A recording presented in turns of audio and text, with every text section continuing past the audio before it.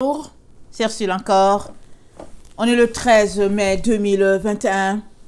Alors, je viens sur la trompette une seconde fois aujourd'hui et je viens proclamer le retour de notre merveilleux Seigneur Jésus-Christ. Alors, soyez bénis et soyez remplis de sa force. Amen. Et soyez persévérants. Amen. On est dans les temps où la Bible dit que c'est la persévérance des saints. On est appelé à persévérer, peu importe le type d'épreuve. Mais persévérer dans quoi? Persévérer dans ce que Jésus nous a dit. Parce que chaque jour, on est confronté à aller dans un sens ou dans l'autre. La situation va se présenter devant toi et très souvent, ça penchera du côté contraire à Jésus. Parce que c'est ça qui est le plus facile. Tant il est vrai que les forces au fait qui nous gouvernent maintenant sur la terre tendent vers le mal. Mais en tant qu'enfants de Dieu, en tant qu'enfants de lumière, nous sommes appelés à aller à contre-courant de ce qui se passe dans notre monde. Alors je viens vraiment nous encourager à ne pas se laisser décourager. Amen. Et à ne pas se laisser distraire non plus. Il y a des gens, amen, sur la terre, appelés, entre guillemets, des enfants de Dieu, mais utilisés par l'ennemi pour faire tomber ceux-là qui veulent avancer. Amen. Alors, il est donc important que tu ne perdes pas le temps à chercher, à entretenir une relation avec les uns et les autres, dans le but, par exemple, de colmater les brèches. Non, il n'y a pas le temps à ça. Il n'y a que le temps de te préparer. Et une fois que tu es préparé et que tu penses que tu as assez d'énergie ou peu importe, alors tu pries aussi pour les autres afin qu'eux aussi puissent prendre conscience qu'on n'est plus dans le temps de s'amuser. La Bible dit, les ténèbres couvrent la terre, mais sur toi la gloire de Dieu se lève. Alors la gloire de Dieu se lève sur toute personne qui décide de sortir des ténèbres. Mais si tu aimes tes ténèbres, tu garderas tes ténèbres. Mais tous ceux-là qui disent j'en ai assez des ténèbres, ou bien tous ceux-là qui disent tous ceux-là qui disent je vais avoir accès à la lumière parce que ce n'est que les enfants de lumière qui réussiront à échapper, alors le Seigneur t'accompagnera. Les anges sont là pour cela. Amen. Alors aujourd'hui, je viens parler de que ta honte ne soit pas vue. Amen. Que ta honte ne soit pas vue. Quand on lit la Bible, on voit plusieurs endroits où Dieu parle de honte par rapport à la nudité, quand il parlait aussi à Israël. Amen. Et quand il parlait souvent à Jérusalem, quand il raconte tout ce que Jérusalem vivra pour retourner à Dieu, comment elle sera exposée dans toute sa nudité. Et toutes ces péchés, comment tous ces péchés auront fait d'elle une femme nue, alors que lui, il l'avait prise, il l'avait embellie. Et il utilise souvent cette image-là. Alors, dans l'Apocalypse où nous nous trouvons, il a aussi utilisé cette image-là plus d'une fois. Alors, j'ai décidé aujourd'hui d'apporter un enseignement sur deux églises, l'église de Sardes et puis l'église de Laodicée. Et évidemment, si vous allez sur mon site, il y a plusieurs enseignements. Ce qui est merveilleux avec notre Seigneur, c'est que ce que tu auras lu il y a un an, amen, il te donnera encore une nouvelle information, une nouvelle lumière par rapport à ce que tu lis. C'est ça qui est bon avec notre Dieu. Sa parole est toujours d'actualité, toujours renouvelée. Amen. Alors, on va lire ce qu'il dit à l'église de Sardes. Et après aussi, on va lire ce qu'il dit à l'église de Laodicée. Et on va se servir de ces deux églises-là pour pouvoir nous examiner nous-mêmes. Vous savez que les 7 églises mentionnées sont les églises de la fin des temps. Amen.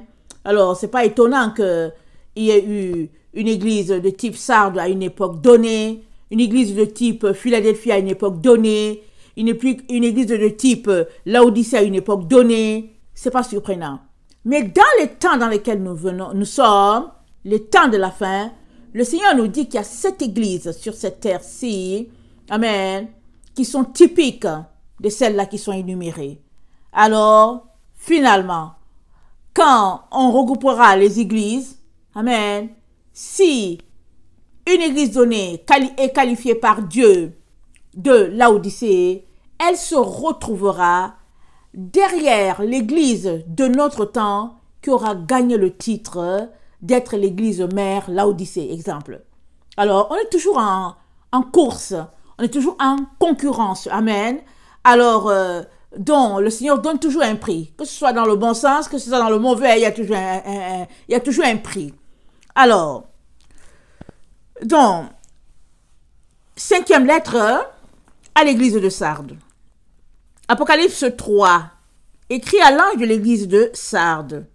Voici ce que dit celui qui a les 7 esprits de Dieu et les 7 étoiles. Je connais tes œuvres. Je sais que tu passes pour être vivant et tu es mort. Pourquoi Dieu parle de 7 esprits et des 7 étoiles? Nous savons que les 7 étoiles, comme il l'a défini lui-même, Apocalypse 1, le verset 20, il dit « Le mystère de cette étoile que tu as vu dans ma main droite et de 7 chandeliers d'or. Les 7 étoiles sont les 7 anges de cette église et les 7 chandeliers sont cette église. » Amen. Les 7 étoiles sont les anges, c'est-à-dire les envoyés. Ce sont des personnes. Amen. Ce n'est pas les anges avec elles. Ce sont des envoyés, des messagers de Dieu, des personnes dans notre temps, là où nous sommes, dans des églises que Dieu a appointées. Il dit, lui, voici, il est l'ange de telle église. Amen. Il faut comprendre ça comme ça. Et puis, évidemment, ce n'est pas un péché qu'il y a les anges avec des ailes qu'on ne voit pas. Mais, dans les temps dans lesquels nous sommes, les 7 églises énumérées par Dieu, de cette église, Dieu a désigné un ange, c'est-à-dire une personne donnée qu'il a appelée le messager de l'église, l'ange de l'église. Amen. Alors, comprenez-le comme ça. Alors, donc Jésus s'est défini comme la personne qui a les 7 esprits de Dieu. Amen. Et puis, qui a aussi les 7 étoiles en main. Amen. Il est au-dessus. N'oublions pas que les étoiles, les étoiles, c'est les anges. Et puis, les esprits de Dieu, c'est ce qui est décrit dans Proverbe, dans Ésaïe 11. Amen. Et c'est l'autorité que Dieu a mis en Jésus parce que Dieu, notre Dieu, a cet esprit. Amen. Il y a au moins cet esprit manifesté dans notre Dieu. Esprit de sagesse, esprit de connaissance, esprit de crainte de Dieu, etc., etc. Je ne les connais pas tous, mais voilà. L'esprit d'intelligence, oui. Et puis, bon, je ne les ai pas à l'esprit, mais j'ai au moins cité 3 ou 4.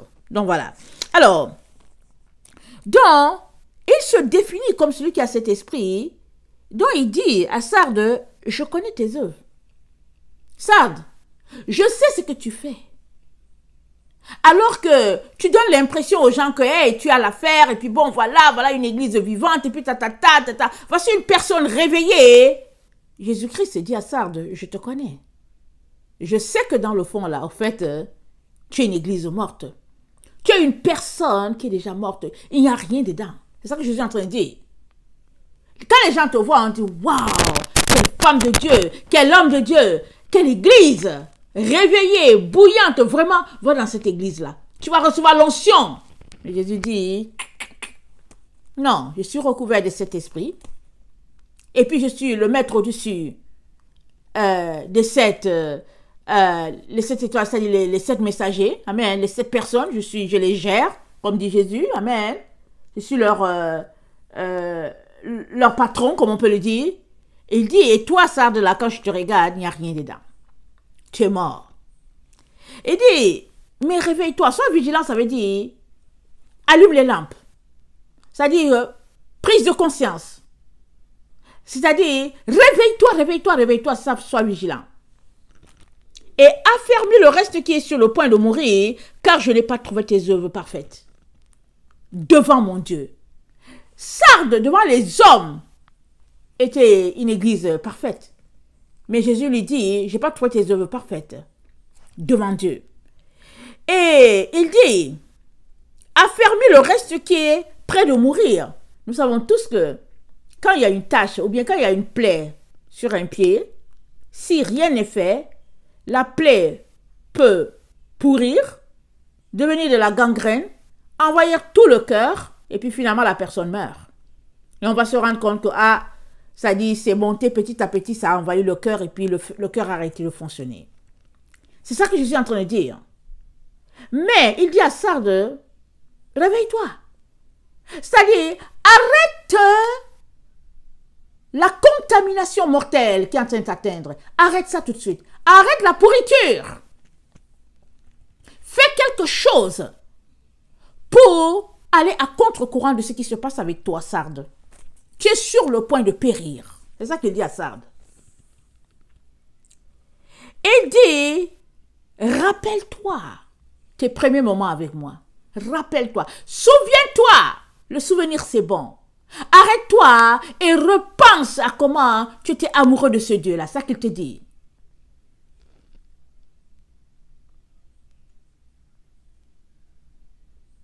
Et repens-toi. Ça dit, arrête-toi. Demande-toi, qu'est-ce qui s'est passé pour que tu sois refroidi au point où Jésus te dit que tu es en train de mourir. Repens-toi. C'est-à-dire, retourne. Fais un U-turn. Retourne au départ. Et c'est sûr qu'il ne l'a pas écrit à l'église de Sardes, il l'a dit à Laodicée. Mais à Laodicée, il a dit, voici ce que dit l'Amen, le témoin fidèle et véritable, le commencement de la création de Dieu. Dans une version, c'est dit, le principe, il dit, je suis le principe de la parole de Dieu, ou quelque chose comme ça. Alors, le commencement, c'est là où se trouve la base, là où les choses sont établies. C'est là que Jésus demande à Sardes de retourner. On dirait que les deux églises sont à peu près, c'est-à-dire, il y a quelque chose qui se recoupe avec les deux. Alors, il dit à Sardes,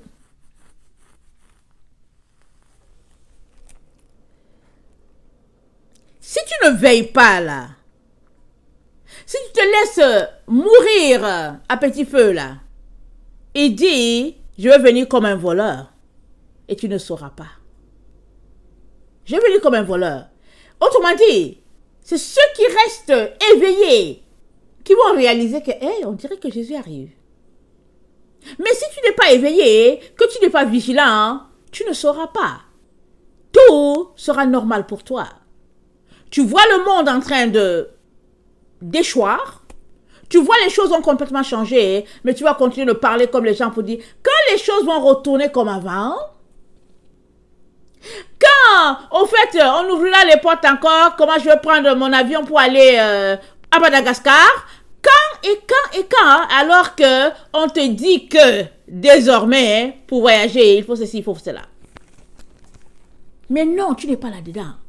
Tu refuses ça, tu refuses cette éventualité-là, tu continues tes rêves. Et pourtant, Jésus fait tout pour t'arrêter, pour te dire, réveille-toi.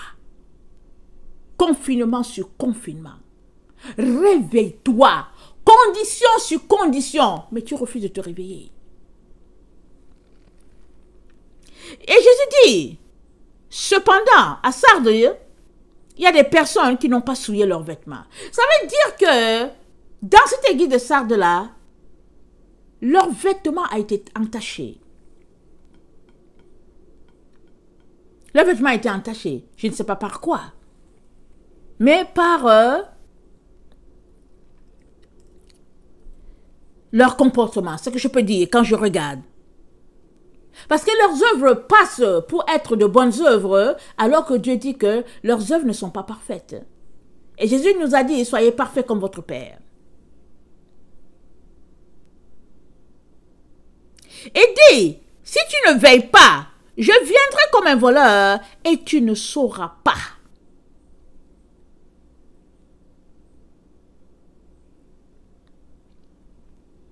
Il y en a qui n'ont pas souillé leurs vêtements et ils marcheront avec moi en vêtements blancs, parce qu'ils en sont dignes. Seuls ceux qui sont dignes porteront des vêtements blancs. Seuls ceux-là.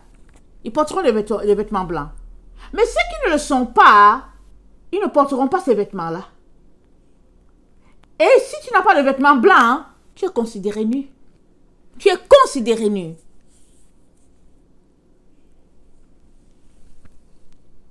Il n'y a pas longtemps, j'ai fait un rêve et je me suis retrouvée quelque part dans un groupe de chrétiens. Je me suis retrouvée là. Alors, j'étais au milieu d'eux et je me demandais bien qu'est-ce que je faisais au milieu d'eux. Et puis, j'avais deux vêtements, deux robes sur moi, vraiment longues, et puis j'étais bien habillée. C'est-à-dire, dans la vie, si tu vois une femme bien habillée et puis qu'on ne voit rien sur elle jusqu'à terre, on peut dire que vraiment, ça va. Parce que le Père est content, il n'y a aucune partie visible. J'avais deux sur moi. Ma tête était bien couverte comme le Père aime. Mais je cherchais toujours mon vêtement. Je me disais, mais où est mon habit? J'étais toujours là. J'étais au milieu d'eux, je les regardais. Mais eux, ils étaient... comment on appelle ça? Ils étaient en habit mondain. Ils festoyaient, ils étaient heureux. Et puis vraiment, tout ce qu'on peut imaginer. Alors que ce n'était pas le temps de festoyer, mais ils étaient là dans leur fête. Et moi, j'étais dans le rêve. Dans le rêve, je disais toujours, mais où est mon vêtement? Mais je comprends pas où est mon vêtement. Et puis, les gens disaient, oh non, tu es bien. C'est quoi? Non, je disais, mais mon vêtement. Je sors du rêve, je dis, Seigneur, mais c'est quoi ce rêve? Il me dit, eux là où j'étais placé là, ils sont tellement convaincus là, d'être dans la vérité. Et pourtant, ils ont déjà effacé leur nom.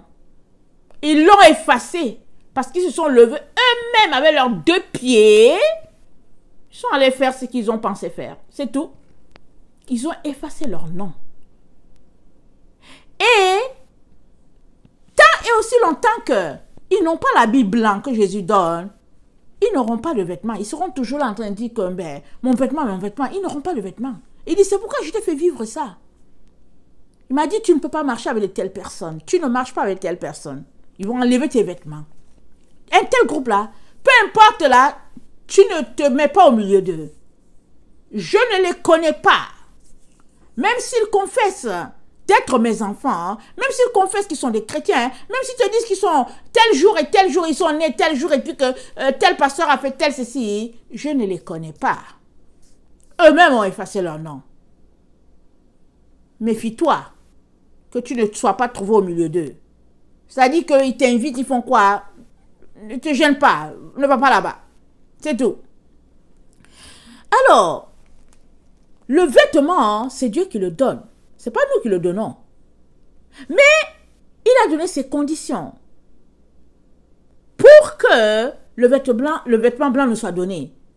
Mais si on ne remplit pas ces conditions, ne soyons pas étonnés. Parce qu'à la fin, le vêtement blanc dans lequel se seront retrouvées certaines personnes, c'est Dieu lui-même qui les aura vêtus de cela. Ce n'est pas toi, parce que le vêtement blanc, on ne l'a pas avec nous là. On ne l'a pas. On n'a que les conditions qu'il faudrait pour que ce vêtement nous soit donné. Amen. Alors, Jésus dit donc que si Sarde retournait à la vérité, qu'elle ouvrait ses yeux, qu'elle devenait vigilante encore, qu'elle retournait à son premier amour, il dit que elle marchera, amen, en vêtements blancs. Alors, ça veut dire que si tu n'as pas le vêtement blanc, tu es considéré comme nu. Amen. Il l'a dit. Allons-y voir ce qu'il dit à Laodicée. Écrit à l'ange de l'église de Laodicée. Voici ce que dit l'Amen, le témoin fidèle et véritable, le commencement de la création de Dieu. Je connais tes œuvres. Je sais que tu n'es ni froid ni bouillant. Puisses-tu être froid ou bouillant? Ainsi, parce que tu es tiède et que tu n'es ni froid ni bouillant, je te vomirai de ma bouche. Amen. Il dit à Laodicée, je te vomirai de ma bouche. Il dit à Sarde, il dit, rappelle-toi donc comment tu as reçu, entendu, et Garde et repens-toi. Si tu ne veilles pas, je viendrai comme un voleur et tu ne sauras pas l'heure à laquelle je serai venu. Je viendrai. Alors, si Sarde ne sait pas, ça veut dire que elle n'est pas dans elle n'est pas en train de se préparer. Amen. Elle sera dans cette surprise-là, alors que par le passé, elle a marché proche. Et maintenant, elle s'est laissée emporter par d'autres choses. Et dans son cas en particulier, c'est qu'elle fait croire qu'elle est vivante, dans le fond, elle est morte. Elle s'est refroidie. Elle s'est désintéressée des choses de Dieu. Ça, c'est Sarde. Mais Laodicée, son problème à elle, c'est que le monde l'a emporté de telle sorte que le monde, l'amour des choses de ce monde, rend Laodicée tiède. Ça veut dire que si Laodicée s'est détournée de la vie de ce monde, des choses et des biens de ce monde, si Laodicée s'en débarrassait, elle serait toute pimpante pour son Dieu. Et ça va en accord avec la parole de Dieu qui a dit que l'amour du monde, c'est inimitié contre Dieu. Tu ne peux pas aimer Dieu et aimer le monde. Nul ne peut servir deux maîtres, tu aimeras l'un ou tu haïras l'autre. Tu ne peux servir Dieu et maman. Voilà ce que notre Dieu a dit. Alors, autant Sarde plonge les gens dans une illusion, autant Sarde laisse les gens croire qu'elle est toujours dans cet amour pimpant pour le Seigneur, autant Laodicée elle-même vit dans sa propre illusion. Elle est pauvre, Laodicée, mais elle dit qu'elle est riche. Elle se croit riche. Elle est aveugle, mais elle se croit voyante. Elle croit qu'elle voit très bien. Elle est malheureuse, mais elle se croit heureuse.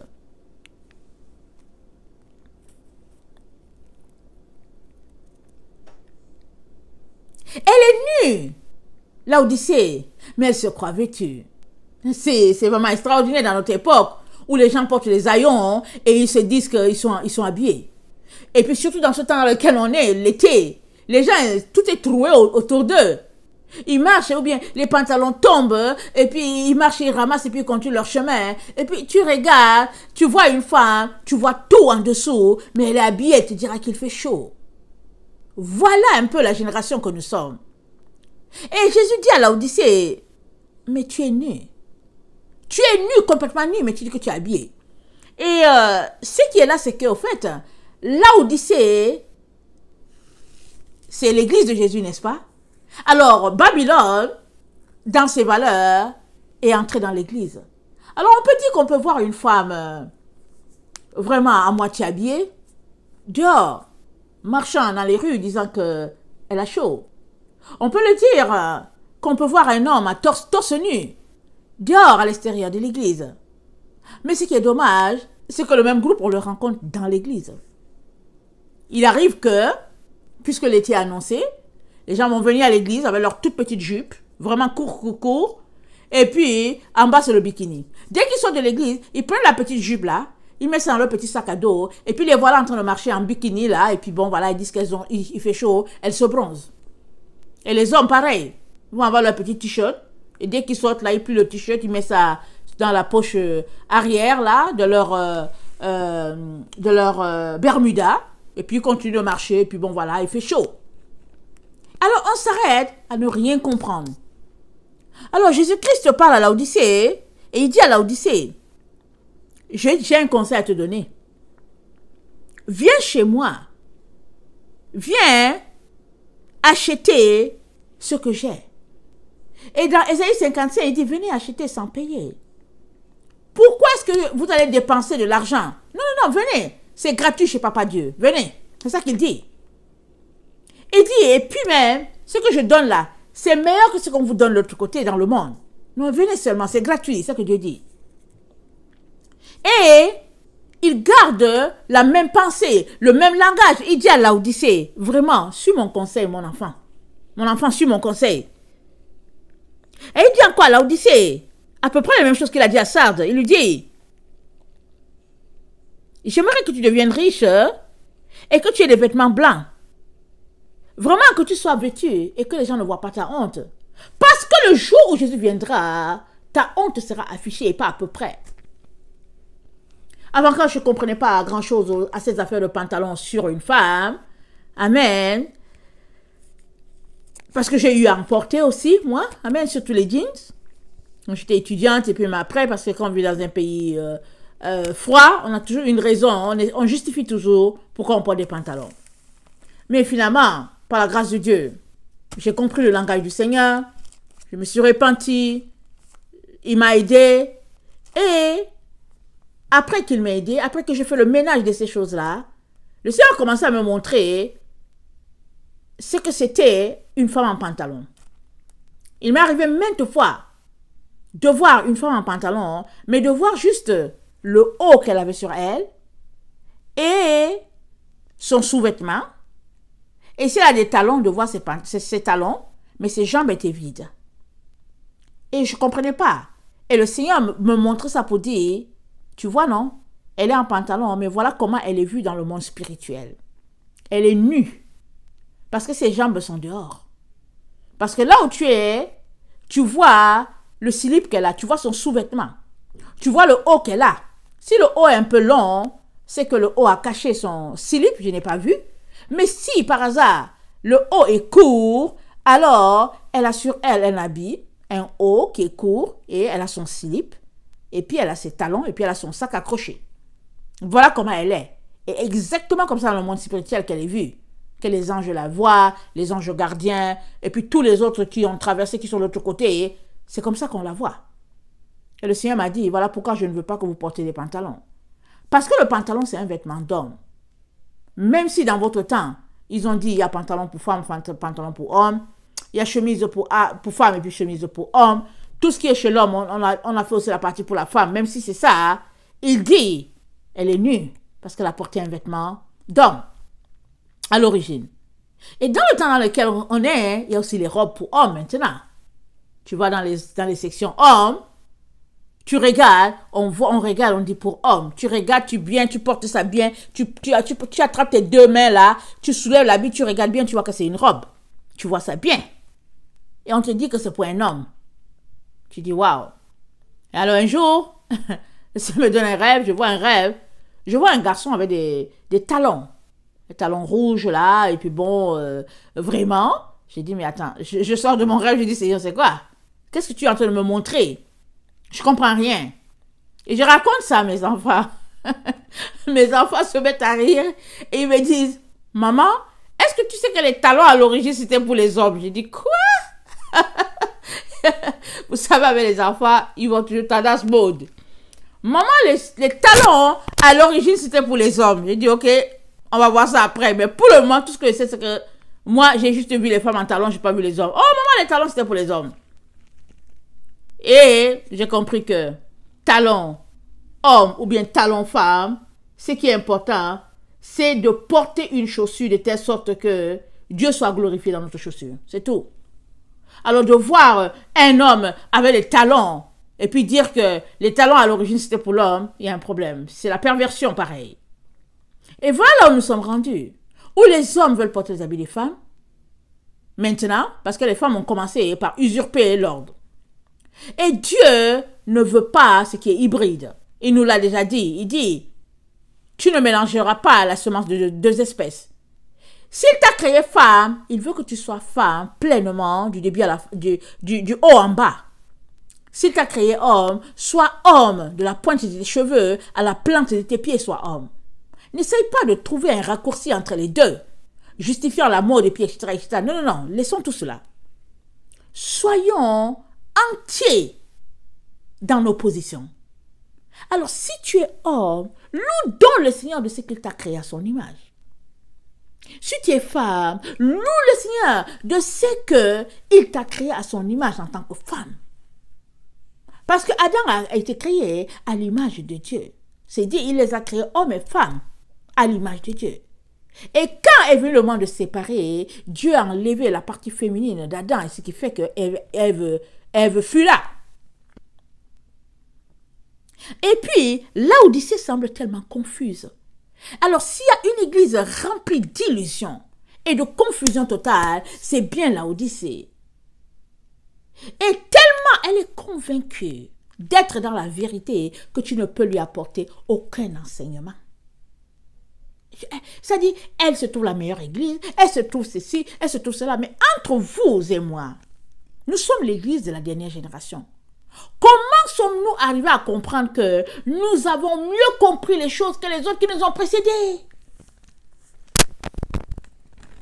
C'est là que notre génération est.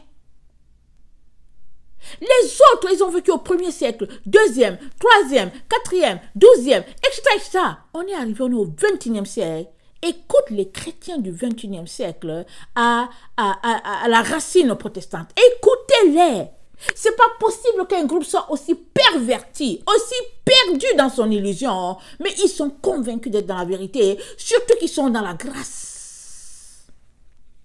Surtout qu'ils sont sauvés par grâce. Tu regardes, tu dis, mais Seigneur, c'est quoi? Qu'est-ce qui se passe?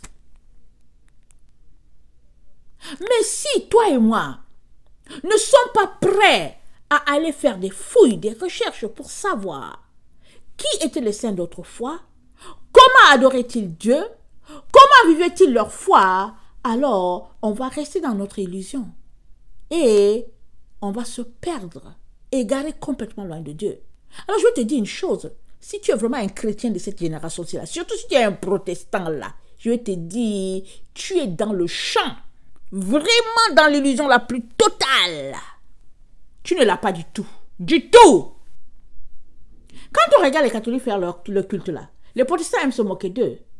Mais les catholiques là et les orthodoxes, c'était une seule église. Et c'était une église montée par les pères de la foi, qui ne sont autres que Simon, Pierre, Jean, Jacques, ceux qui ont établi les choses. Et comment les ont-ils établis? Ils l'ont établi à partir du temple de Dieu, à partir de ce qui se passait dans le temple, comme Moïse l'a appris à Aaron et aux sacrificateurs qui étaient là.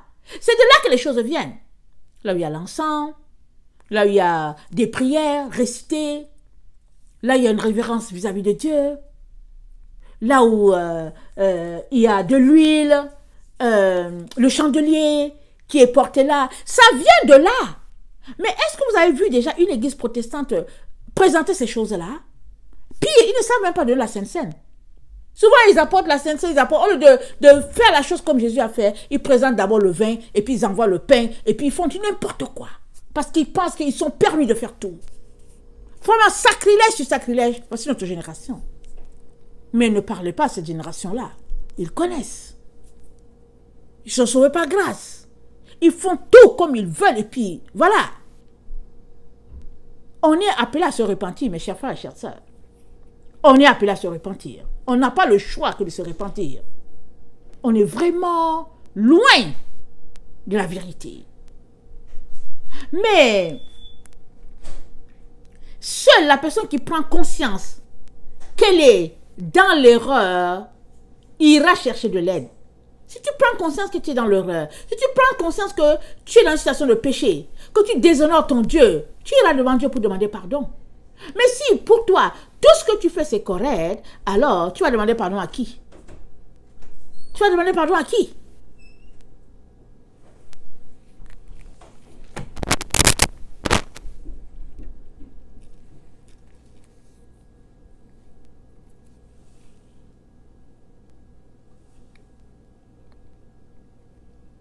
Moi, je reprends.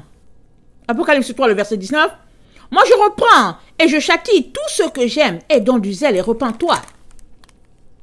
Voici, je me tiens à la porte et je frappe. Si quelqu'un entend ma voix et ouvre la porte, j'entrerai chez lui. Je souperai avec lui et lui avec moi. Celui qui vaincra, je le ferai asseoir avec moi sur mon trône. Il s'agit de vaincre. Il s'agit d'être vainqueur. On n'est pas chrétien juste comme en balade. C'est-à-dire, on vient, on se balade, là, on tourne, et puis on fait 2 heures à l'église, et puis on tourne, et puis on retourne. Non! On est là pour être vainqueur. Sinon, ça ne vaut pas la peine de courir une course. Quand tu postules pour un poste à quelque part, quand tu appliques et qu'on te convoque pour faire un concours, mais tu es là pour gagner. Tu n'es pas là juste là pour t'amuser. Et on dit alors comment c'était? Il dit, oh, mais j'ai fait aussi le tour. J'ai fait acte de présence. Mais il ne fallait pas y aller. Parce que tu es là pour gagner ton concours.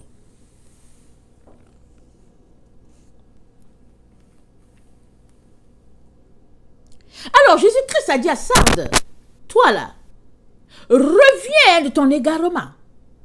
Tu t'es détourné de ton premier amour, mais reviens.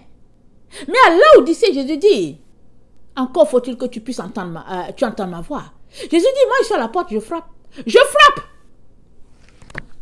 Je frappe. Il dit, je frappe. Mais est-ce que tu entends? Et comment vas-tu entendre si tu es pris par le brouhaha de la ville? Les machines, les usines, les avions qui circulent, les voitures, et puis aujourd'hui, Facebook, alors, comment on appelle ça? Tous les réseaux sociaux là, le nom ne vient pas tout de suite et tout ça. Si tu es pris par ça, et puis la chose qui fait le plus de bruit, la télévision, avec les matchs, les hockey, et puis je sais pas quoi. Si tu es pris par ça, comment vas-tu entendre Jésus? Tu vas l'entendre comment? Surtout que maintenant, il faut se connecter pour écouter les conférences de presse par-ci, par-là. Des choses qui n'ont pas de sens. Alors, tu ne peux pas suivre de voix. Soit tu écoutes la voix du bon berger, c'est-à-dire tu dégages du temps pour cela. Soit tu écoutes le bruit, le brouhaha de la ville, et finalement tu ne peux pas entendre Jésus. Mais Jésus-Christ recommande à Laodicée d'entendre sa voix. Parce que si tu entends qu'il frappe, maintenant, il faut que tu te concentres pour savoir qu'est-ce qu'il est en train de te dire. Qu'est-ce qu'il est en train de te dire? Parce que si tu entends, tu vas dire, ok, j'entends Jésus. Mais, quelle direction vas-tu prendre? Qu'est-ce que tu vas faire? Il faut bien qu'il te dise quoi faire. Au moins, on sait que, ok, d'accord, tu l'entends, il faut aller lire ta Bible, il faut aller prier, c'est une bonne chose, et tout. Alléluia, amen, disons ça. Mais maintenant, il faut la direction. Il faut que tu ailles alerter d'autres personnes, hein, mais il faut aussi que tu te concentres à te dépouiller de tout ce que le Père n'aime pas. De tout ce qui répugne Dieu le Père.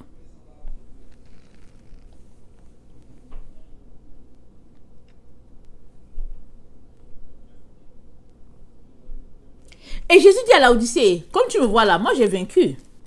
Et je suis assis avec mon Père sur son trône. Et il dit que celui qui vaincra dans notre temps-ci, il sera aussi assis avec lui, Jésus, sur son trône.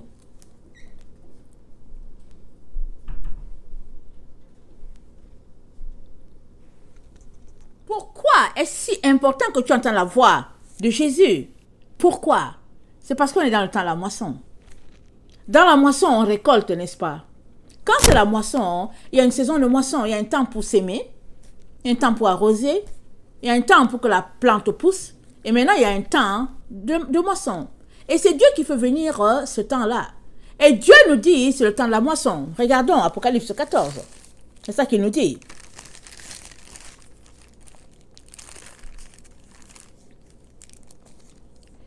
Je regardais, Apocalypse 14 et 14. Je regardais et voici, il y avait une nuée blanche et sur la nuée était assis quelqu'un qui ressemblait à un fils d'homme, ayant sur sa tête une couronne d'or et dans sa main une faucille tranchante. Et un autre ange sortit du temple criant d'une voix forte à celui qui était assis sur la nuée, lance ta faucille et moissonne, car l'heure de moissonner est venue, car la moisson de la terre est mûre. Et celui qui était assis sur la nuée jeta sa faucille sur la terre, et la terre fut moissonnée. Un autre ange sortit du temple qui est dans le ciel, ayant lui aussi une faucille tranchante. Un autre ange qui avait autorité sur le feu sortit de l'autel et s'adressa d'une voix forte à celui qui avait la faucille tranchante, disant: lance ta faucille tranchante, et vendange les grappes de la vigne de la terre, car les raisins de la terre sont mûrs. Et l'ange jeta sa faucille sur la terre, il vendangea la vigne de la terre, et jeta la vendange dans la grande cuve de la colère de Dieu. Et la cuve fut foulée hors de la ville, et du sang sortit de la cuve jusqu'aux morts des chevaux sur une étendue de 1600 stades. C'est la moisson. Mais dans cette moisson-là qui est décrite, il y a deux états. Il y a une première partie que j'ai notée, attendez, je pense, Attendez, attendez. Le verset 14 au verset 16. Amen, la moisson. Alors, on dirait que, là, j'ai compris que c'est... Vous savez que quand on récolte, hein, on récolte. Et quand on finit de récolter, souvent, comment on appelle ça? On a tout ce qu'il faut. Alors qu'on récolte, on met le bon grain ici et on met les mauvais de l'autre côté. Il y a ce système-là. Et parfois aussi, on récolte seulement. Et maintenant qu'on arrive encore à la maison, à cette terre-là, où il faut trier, on commence à faire le tri. On fait le tri du bon et du mauvais grain. Dans tous les cas, si on récolte les bons grains, amen, si on est dans un système où on récolte les bons grains, les mauvais, on les laisse là-bas dans le champ, et après, on va mettre le feu et ça sera brûlé. Et dans la deuxième situation, si on récolte tous les grains et qu'on vient à cet endroit-là pour faire le tri, alors les bons grains, on les met dans le grenier, et les mauvais, on va les brûler. Dans tous les cas, il y a séparation. Amen. Mais dans la situation dans laquelle nous sommes, le Seigneur nous montre que, alors que c'est le temps de la moisson, il est en même temps en train de faire la séparation. C'est comme ça qu'on voit que Dieu est en train de fonctionner. Alors, si tu n'as pas conscience, tu es déjà séparé, toi, là. Amen. Tu es déjà dans un groupe donné. Tu es déjà dans le groupe. Anyway, il y a deux groupes. Je ne sais pas où, toi, tu penses que tu te trouves là où tu es. Mais une chose est sûre. Jésus n'est pas venu. Si tu es dans le mauvais groupe, tu peux encore changer pour aller de l'autre côté. Par contre, si tu es dans le bon groupe, organise-toi pour rester dans ton bon groupe. Et organise-toi, c'est ça que Jésus dit à Sardes. Sardes, elle est encore borderline. C'est-à-dire, Sardes est comme vraiment sur le bord, en train de basculer de l'autre côté. Jésus dit à Sardes, hey Sardes, réveille-toi là, réveille-toi. Tu es sur le point de sombrer là, carrément. Alors, on est dans le temps de la moisson. C'est-à-dire que pratique, dans le vif là, la terre entière est dans le temps de la moisson. On est au niveau d'Apocalypse 14. C'est là qu'on est. Et avant de nous présenter la situation de la moisson, l'ange nous présente Apocalypse 14, le verset 1 à 5, il nous dit, sur le mont, la montagne de Sion, amen, là, il a été vu 144 000 personnes qui chantent le cantique, un cantique nouveau devant le trône et devant les 4 êtres vivants. Amen. Et ce sont ceux-là qui ont été rachetés de la terre et ils ne sont pas souillés avec les femmes. On a déjà expliqué que les femmes, c'est les doctrines. Alors là, je nous présente un groupe. Un groupe qui est là, vraiment mis à part. Alors, là où nous sommes là, si tu prends conscience que c'est la moisson, alors à toi de te comporter pour être trouvé sur la montagne de Sion. Avec ceux-là qui ont été rassemblés. Ça, c'est une photo en temps réel sur la montagne de Sion. C'est ça en photo en temps réel. Mais pour que tu te retrouves là, sur la montagne de Sion là, en temps vraiment dans le vrai là, pour que tu sois là-bas là, il faut que maintenant où tu es déjà là, tu puisses marcher selon les règles de Sion. Dieu nous dit, attendez, dans 1 Pierre, je pense 2,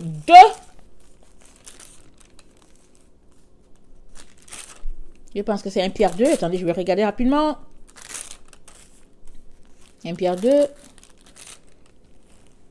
voilà, il dit, et vous-même comme des pierres vivantes édifiez-vous pour former une maison spirituelle, un saint sacerdoce, afin d'offrir des victimes spirituelles agréables à Dieu par Jésus-Christ. Car il est dit dans l'Écriture, voici je mets en Sion une pierre angulaire choisie, précieuse. Et celui qui croit en elle ne sera point confus. L'honneur est donc pour vous qui croyez, mais pour les incrédules, la pierre qu'ont rejeté ceux qui bâtissaient est devenue la principale de l'angle et une pierre d'achoppement et un rocher de scandale. Ils s'y heurtent pour n'avoir pas cru à la parole et c'est là qu'ils sont destinés. La pierre placée en Sion, c'est en elle que tu dois croire. Parce que c'est la pierre sur laquelle nous devons bâtir, nous tous. Et si nous bâtissons sur cette pierre-là, amen, alors que nous sommes répartis sur cette terre où nous avons été placés, peu importe le continent, peu importe l'endroit, si nous bâtissons là, quand les anges vont rassembler les gens, ils vont nous rassembler, on va se retrouver sur le mont Sion. dans le physique. On va se retrouver là-bas. Mais alors que nous n'y sommes pas encore, alors que le temps n'est pas encore arrivé pour que nous soyons vraiment dans cet endroit physique-là, dans nos maisons déjà, dans ce temps de confinement déjà, nous devons nous comporter comme on se comporte en Sion. Rappelons-nous, j'ai fait une vidéo où j'ai dit Sion, la montagne finale de l'Éternel. Sion, le lieu où l'Éternel demeure. Et si l'Éternel demeure là-bas, c'est parce que Sion a une règle, a une loi, a des préceptes, a des ordonnances de la part de l'Éternel de comment on devrait se comporter. En Sion, il y a des commandements, il y a des recommandations divines. En Sion. Mais maintenant, selon quelles règles vis-tu? Quelles sont les ordonnances qui régissent ta vie à tous les jours? J'ai déjà mentionné combien Dieu a ouvert mes yeux pour que je réalise que l'évangile de Jésus-Christ a été renversé. Là où nous sommes là, dans toutes les églises, nous marchons selon Jézabel. Ça a été renversé carrément. On dit là, ah ouais, je vais à l'église, oui, Dieu est bon et tout, alléluia et tout. Jézabel qui dirige les églises. Jézabel. La franc-maçonnerie est remplie dans nos églises.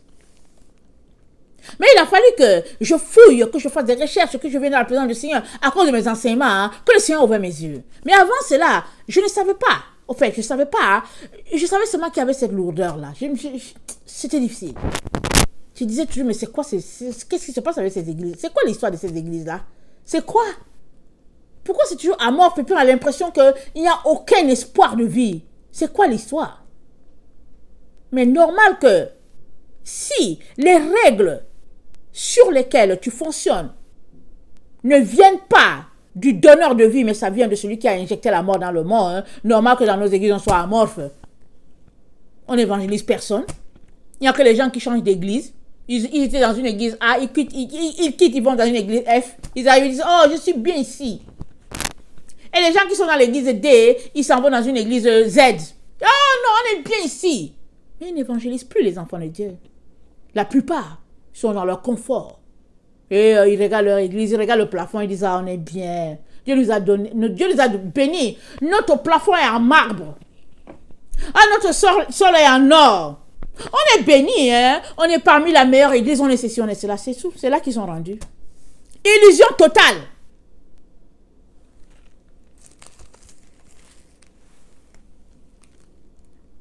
Apocalypse 18, le verset 3, nous dit ceci.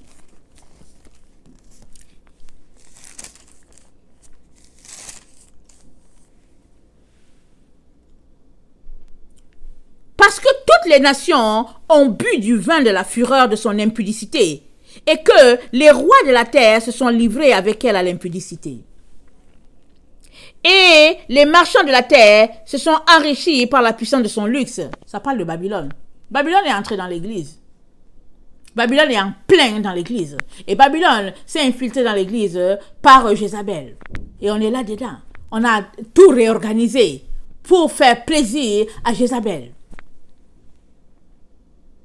Alors, pourquoi? Quand tu demandes aux gens, mais pourquoi c'est comme ça? On va te dire que non, c'est parce que, au fait, les gens ne vont pas venir à l'église si on laisse juste les commandements de Jésus. Donc, on a essayé vraiment de réorganiser ça. Ou bien, ok, le gouvernement aurait dit que, et puis bon, voilà. On est toujours en train de justifier quelque chose. D'accord, qu'ils ont dit ça, qu'on fait ça pour flatter les gens pour venir. D'accord que le gouvernement a dit, mais le roi des rois, il a dit quoi? Alléluia. Le Seigneur des seigneurs, il a dit quoi sur ton église? Le créateur de tout l'univers. Celui-là qui est mort là, qui a versé son sang pour qu'il y ait une église qui existe sur la terre là. Il dit quoi sur tous les changements que tu as apportés à ton église? Il est d'accord?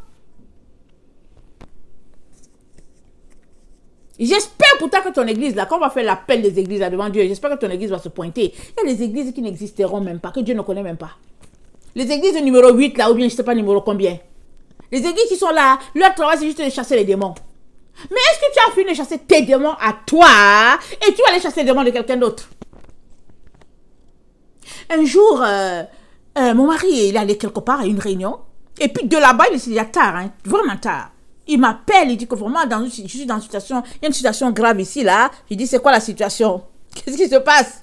Il me dit, bon, je viens de rencontrer un monsieur, et puis il est là avec ses enfants, ils sont venus dans la ville où nous sommes, mais ils ne savent pas où aller. Moi, je me suis dit, mais il peut aller à l'hôtel. Il peut aller à l'hôtel. C'est comme ça que j'ai dit. Il dit, ah non, mais s'il te plaît, et tout, et tout, et tout, mais il y a de la place et tout. J'ai dit, oui, mais il y a de la place, mais est-ce qu'on les connaît? On ne les connaît pas. Il dit, non, vraiment, chérie, ne fais pas ça et tout ça, laisse-les venir, surtout à cause des enfants. J'ai cédé, ils sont venus. Dès que le monsieur est entré chez moi, hein, je ne peux pas vous dire, dès qu'il y a eu contact, en tout cas, le contact n'est pas passé. Non, non, non, non, non, c'est pas passé. J'ai pas dormi la nuit d'abord. Et puis, le matin, j'étais malade. Carrément malade comme ce n'est pas permis. J'ai dit, waouh Jésus, qu'est-ce qui se passe ici? Ça n'allait pas. Je savais que c'était un lien avec le monsieur qui vient d'entrer chez moi, mais je ne peux pas mettre le doigt dessus. Dieu merci. Il y a une sœur qui est venue. Elle est venue, elle m'a dit, il y a un esprit à l'œuvre ici. Elle a juste prié, elle a pris autorité pour que l'esprit sorte. Elle m'a dit, mais qu'est-ce qui se passe ici? Je lui ai dit, voilà ce qui s'est passé, et le monsieur est parti, et tout ça et tout. Parce qu'elle avait vu clairement. Dès qu'elle a parlé d'un démon, j'ai dit, ah mais oui, c'est ça. Et dès qu'elle a dit, j'ai dit, mais oui, pourquoi? Parce que le monsieur nous a dit qu'il n'a pas dormi toute la nuit, parce qu'ils ont passé la nuit à chasser les démons. J'ai dit, quoi? Ils ont passé la nuit à chasser les démons de quelqu'un ou bien des gens. J'ai dit, quoi? Et alors, ici, sur cette terre-là, il y a des églises répertoriées pour faire le show. Alors, les gens passent leur temps à chasser les démons dans la vie des autres. Mais est-ce que toi, tu as chassé tes démons à toi, là? Toi, là, qui est là, là, là? Tu as enlevé tous tes démons et tu vas les chasser pour quelqu'un d'autre?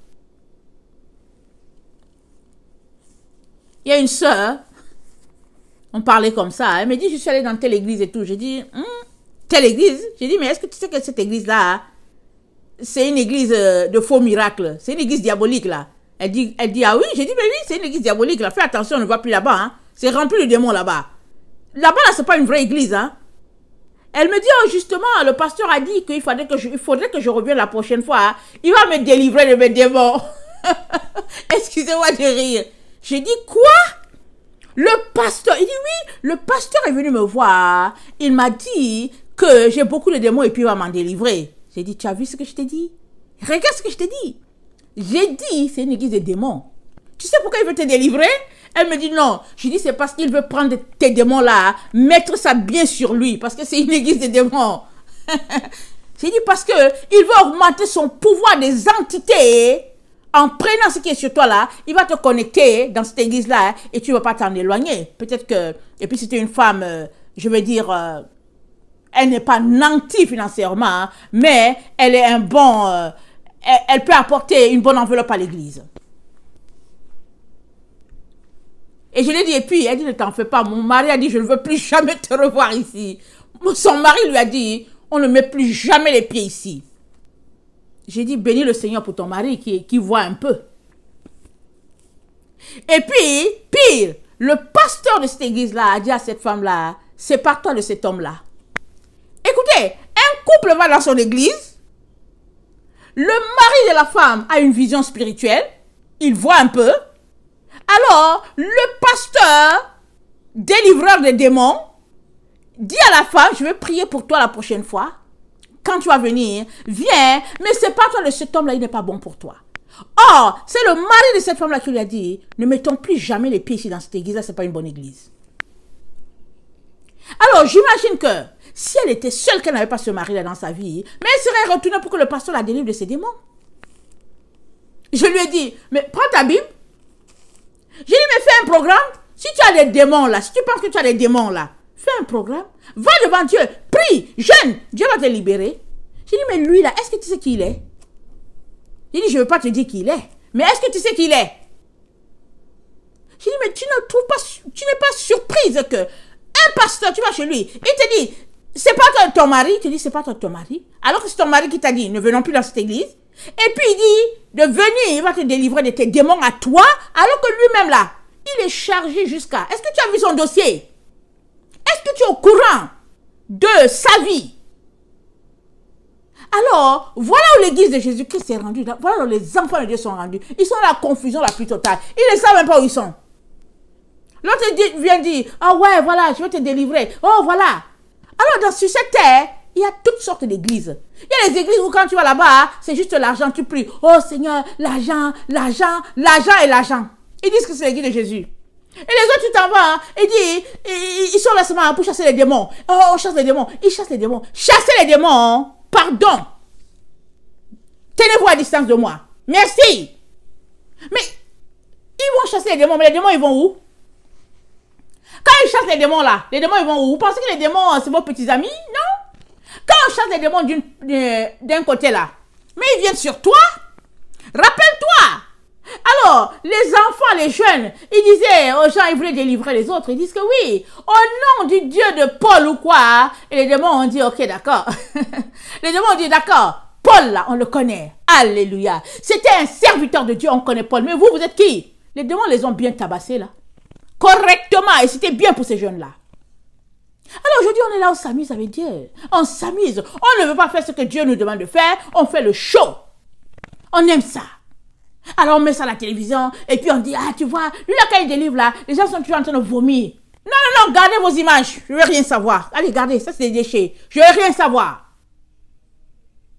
Mais, est-ce qu'on peut se retrouver ensemble, s'exhorter, regarder la parole de Dieu, voir ce que Dieu a dit et puis poser des actions pour aller plus en direction de la lumière? Ou bien alors nous demeurer dans le show? Comme si Hollywood ne suffisait pas avec ses shows. Il faut encore le show dans la maison de Dieu. Alors les gens font le show. Et les autres là sont là en spectateur. Ils sont assis là. Ils sont assis. Moi en tout cas, je vais vous dire une chose. Quand j'ouvre... supposons que quelqu'un m'envoie un lien pour dire, ah regarde ce qui s'est passé dans telle église. Exemple. Ah vraiment, Dieu a parlé et tout et tout. Quand on m'envoie le lien là, je regarde d'abord le pasteur en premier. Je ne l'écoute pas. Hein. Je regarde d'abord le pasteur en premier. Et en deux, je balaye mon regard sur son assemblée. Je regarde comment sont les femmes. Est-ce qu'elles sont bien vêtues? Est-ce qu'elles sont avec leurs mèches là jusqu'en bas? Est-ce qu'elles sont avec le pantalon, leur petite jupe là? Je regarde d'abord. Et puis après, je floche. Je floche. Je n'ai pas le temps pour ça. Parce que c'était une église qui marchait selon Dieu. En tout cas, cette église-là considérerait beaucoup de choses. Elle tiendrait compte des recommandations du Seigneur. On n'est plus dans le temps où il faut se souiller. On n'est pas dans le temps où il faut aller porter les péchés de quelqu'un d'autre. On doit se débarrasser nous-mêmes de nos propres péchés. C'est déjà compliqué là. Pendant qu'on se bat pour dire au Seigneur, voilà j'ai tel péché dans ma vie, délivre-moi, oh Jésus. Pourquoi est-ce qu'on va aller encore prendre pour quelqu'un pour venir déposer dessus? Mais malheureusement, beaucoup d'enfants de Dieu se concentrent juste à aller chasser les péchés des autres. On se concentre juste à aller délivrer l'autre. On dit, ah, viens, je vais te délivrer. Viens, je vais te délivrer. Alors que c'est plein chez nous. Il est donc très très important de considérer ce que Dieu nous dit et de tout faire pour laisser aller le monde avec ses passions, ses désirs, ses séductions, ses illusions, ses distractions et nous concentrer sur ce que notre Seigneur nous dit.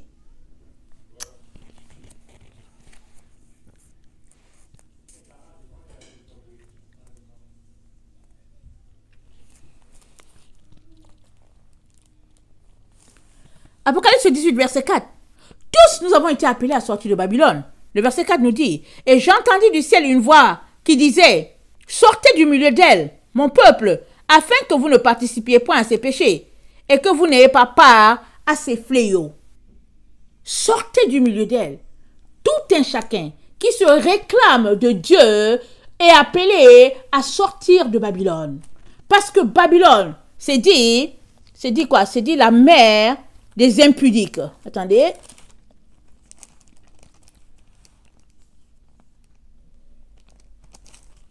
On dit...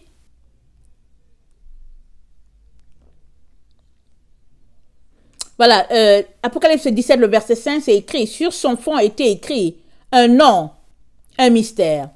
Babylone, la grande, la mère des impudiques et des abominations de la terre. C'était la mère, vraiment, le patron des abominations de la terre, le patron des choses impudiques. Et Dieu nous intéresse à sortir de là. Il nous somme de sortir de là parce que Babylone sera détruite, Babylone périra et tous ceux-là qui auront aimé Babylone périront avec elle. Or, Dieu ne veut pas que nous périssions. Alors, il nous invite. Il nous montre où est le chemin où nous devons passer. Mais maintenant, la réponse est de notre côté. Qu'est-ce que nous lui répondons? Que lui disons-nous?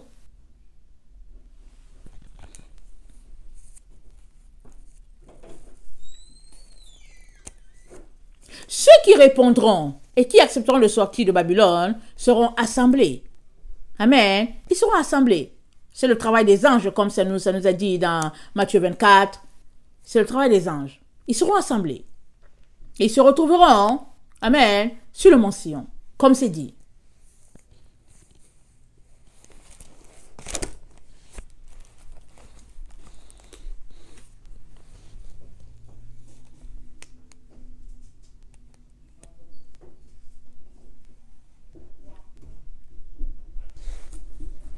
Daniel 12.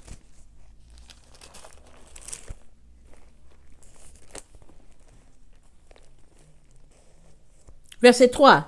Ceux qui auront été intelligents brilleront comme la splendeur du ciel, et ceux qui auront enseigné la justice à la multitude brilleront comme les étoiles à toujours et à perpétuité.